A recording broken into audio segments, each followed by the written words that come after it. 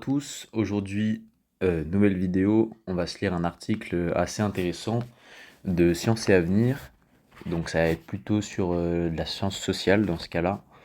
Et donc voilà, le titre de la revue, c'est Voie lactée, révélation sur les mystères de notre galaxie, avec la enfin la directrice éditoriale Dominique Leglu pour l'éditorial.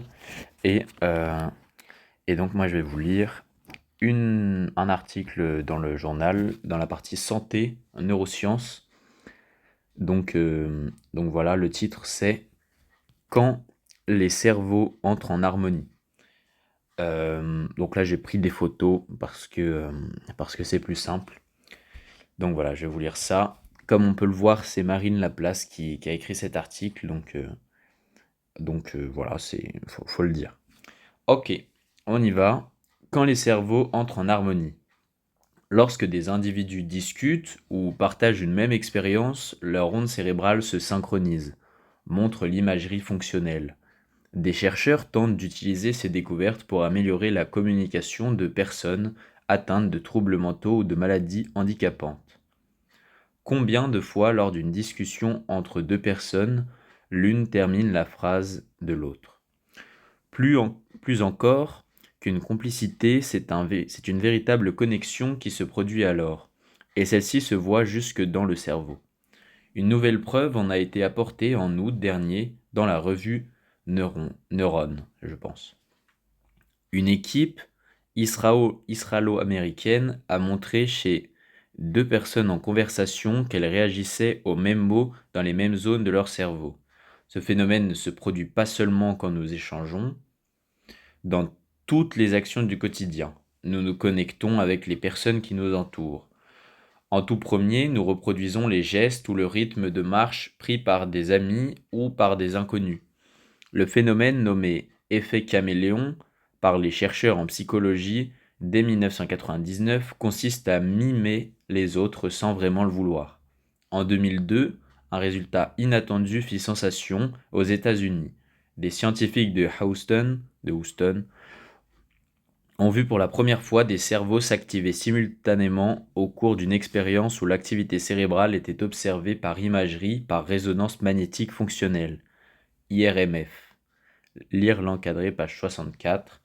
Depuis, les études s'enchaînent. Du coup, on va lire l'encadré, page 64. L'encadré. Attendez, je cherche l'encadré. Alors, je pense que ça doit être ça. Je vais lire l'encadré. Donc, ouais, non, quoique, au pire, faudra reprendre après. C'est pas très grave. Ok. Donc, où l'activité cérébrale était observée par imagerie, par résonance magnétique fonctionnelle. On verra ça plus tard. Depuis, les études s'enchaînent. En 2010, des neuroscientifiques français ont montré que quand des personnes imitent les mouvements d'un autre individu, leurs activités cérébrales se synchronisent. Nos interactions sociales font émerger des synchronisations intercérébrales, traduit l'un des auteurs Guillaume Dumas, professeur agrégé de psychiatrie computationnelle à la faculté de médecine de l'Université de Montréal, au Canada du coup. Cette synchronisation des cerveaux rappelle un phénomène physique universel découvert au XVIIe siècle par le savant néerlandais Christiaan Huygens. Deux pendules suspendues sur un même mur finissent par synchroniser leur balancier après un certain temps. Est-ce que l'humain fonctionnerait de la même façon? Pas tout à fait, car la synchronisation ne survient qu'entre deux personnes physiquement présentes dans un même environnement. Lire le verbatim ci-contre. Ah, je ne connais pas ce terme. Ok. Et elle se fait de manière différente selon les personnes. Comment se mesure la synchronisation? Évaluer la connexion entre deux personnes est une tâche complexe. Pour mesurer la synchronisation des comportements physiques, les chercheurs modélisent les foules, les groupes ou les duos. Le modèle le plus couramment utilisé, celui du Kuramoto, explique par exemple pourquoi les lucioles, les poissons ou les oiseaux synchronisent leurs mouvements. et il s'adapte parfaitement aux humains. Chaque individu a sa vitesse propre, certains étant plus rapides que d'autres. Dans ce modèle, les plus lents accélèrent et les plus rapides décélèrent. L'objectif est de se rapprocher le plus possible d'une situation où tout le monde est en phase en même temps. Formule Benoît Bardy. La vitesse moyenne donne ensuite une indication sur le niveau de synchronisation. Mesurer la synchronisation cérébrale demande encore plus de précision. Puisqu'il s'agit d'ondes cérébrales en phase, il faut les détecter simultanément chez plusieurs sujets. C'est ce que les neuroscientifiques appellent l'hyperscanning, l'imagerie par résonance magnétique fonctionnelle, IRMF, ah bah voilà on y vient, met notamment en évidence deux cerveaux qui s'activent à l'union dans une même zone cérébrale. L'électroencéphalographie, EEG, et la magnétoencégraphie, MEG, MEG, évalue quant à elle l'activité électrique du cerveau à l'aide d'électrodes capables de localiser des signaux synchronisés au fil du temps. Avec le même principe, l'électrocardiogramme peut cibler des activités cardiaques conjointes entre deux personnes. Comprendre le rôle des émotions. Ainsi, deux amoureux coordonnent leurs gestes plus rapidement que des inconnus, et cette synchronisation leur confère un étonnant bénéfice. L'un supporte mieux la douleur d'une légère brûlure sur le bras s'il tient la main de l'autre. En effet, l'empathie ressentie par l'autre provoque la mise en phase des ondes cérébrales du couple et lutte contre la douleur. Cet alignement cérébral permet aussi d'anticiper, de faire confiance, de prendre des décisions mutuelles plus rapidement. Surtout, elle renforce nos relations. Mais elle aussi a ses limites. Si nous entrons en conflit avec quelqu'un et que nous commençons à coordonner nos gestes et nos rythmes physiologiques avec cette personne, nous allons partager le même état affectif de colère, par exemple. Il y a un risque d'escalade. Appuie Julia Ayash, post-doctorante à l'Université de Montpellier. En 2019, une expérience menée par des neuroscientifiques avait montré que la synchronisation chez des couples en thérapie augmentait au cours d'échanges négatifs. Pire, trop se synchroniser peut devenir pathologique, affirme Julia Ayash. Les professions fondées sur l'écoute demandent une grande empathie et donc un surplus de connexion entre un praticien et son patient. Je cite, se désynchroniser est aussi important que se synchroniser, prévient la chercheuse. Il est dès lors essentiel de trouver un équilibre entre ces deux états pour préserver le bien-être émotionnel et psychologique. Je cite, rompre et réparer la synchronisation est primordial. Fin de citation. Incite la scientifique. Ces découvertes sur les synchronisations entre deux personnes peuvent être étendues à un plus grand nombre d'individus. Rares sont encore les recherches sur la question. Quelques études montrent cependant que collaborer en équipe permet de résoudre des problèmes ou de gagner des enjeux plus rapidement. Ensuite, on a une image de nos cerveaux. Nos cerveaux se synchronisent au maximum lorsqu'on tient la main de quelqu'un qui souffre. Ok, donc oui, ça montre que les connexions entre les cerveaux sont presque tous reliés avec des zones similaires du cerveau. Et voilà, et à ce moment-là, il y a vraiment beaucoup de liens entre les cerveaux, probablement le maximum, puisque c'est ce qu'ils mettent, le maximum. Donc on reprend la suite.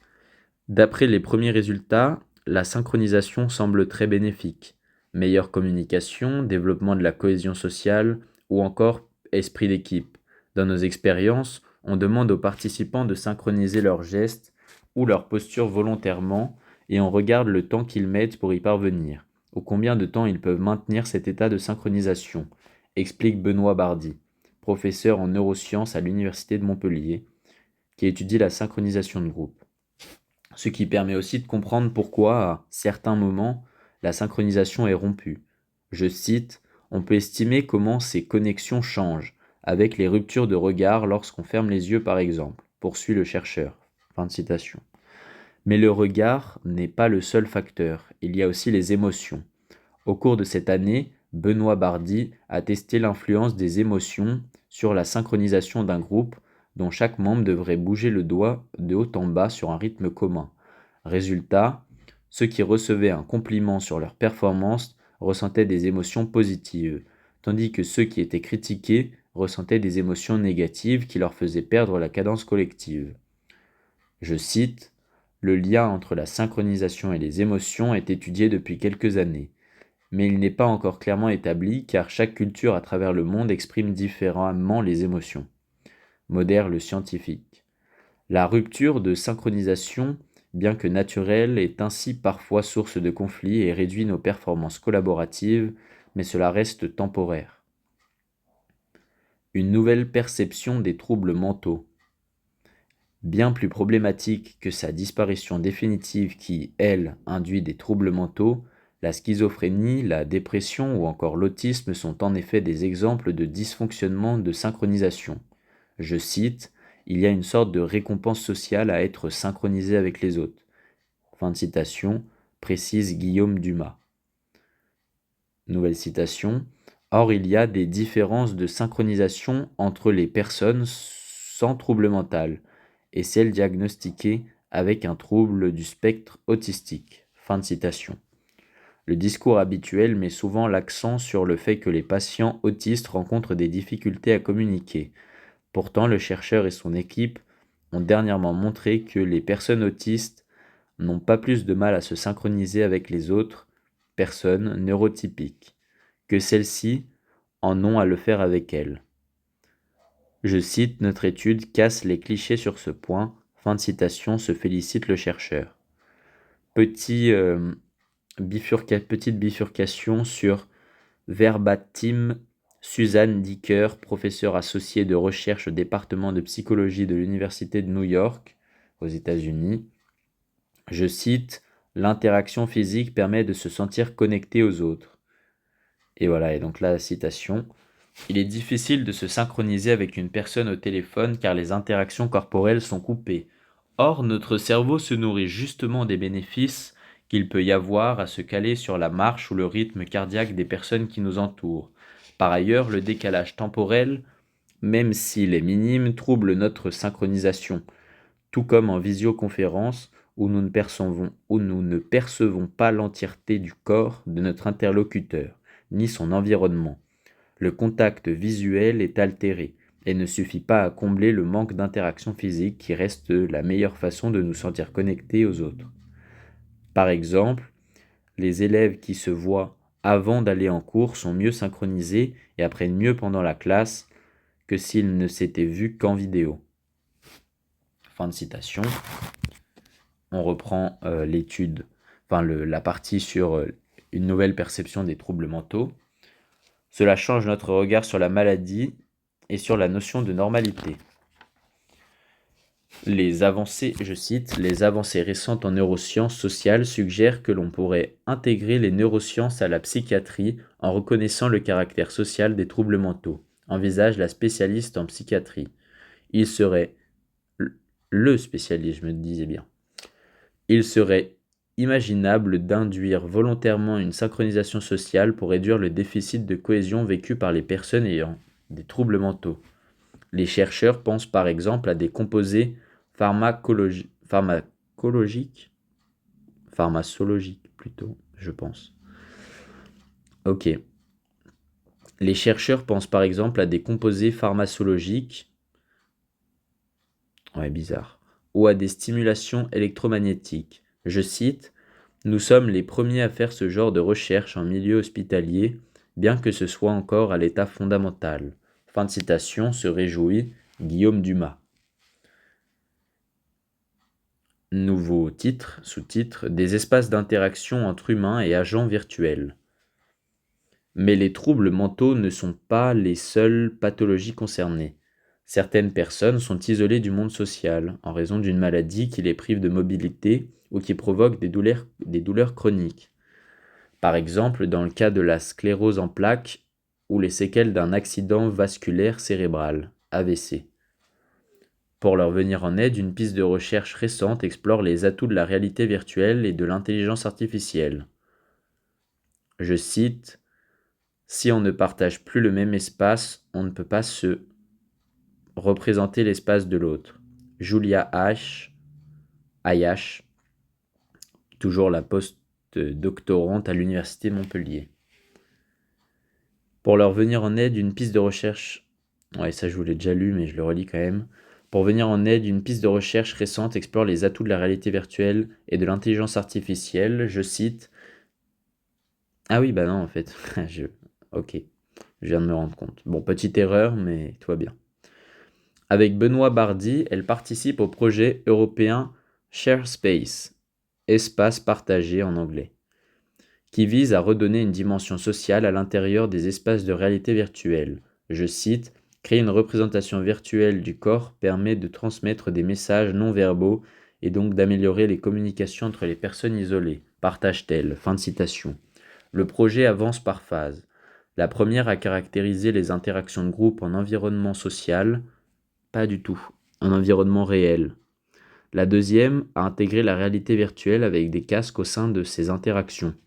La troisième induira des agents virtuels humanoïdes générés par intelligence artificielle, IA.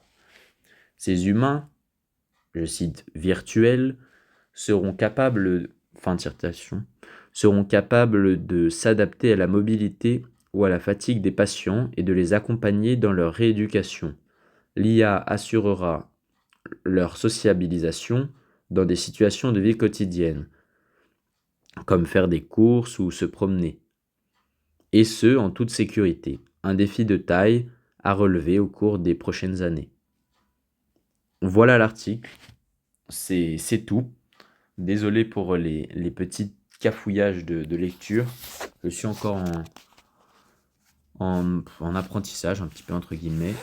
J'espère que cet article vous aura intéressé et bonne journée.